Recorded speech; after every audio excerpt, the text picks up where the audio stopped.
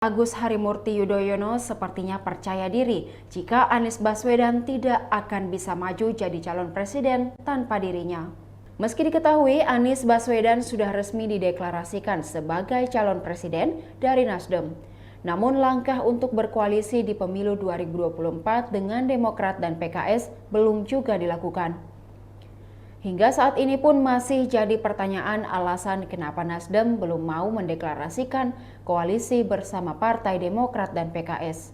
Lalu pertanyaannya, bagaimana seandainya Nasdem ogah berkoalisi dengan Demokrat? Pertanyaan itu ditujukan pada AHY belum lama ini.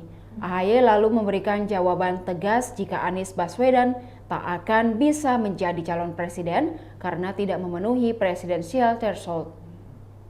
Menurutnya, koalisi jadi jalan mulus bagi Anies untuk bisa mencapai mimpinya menjadi presiden.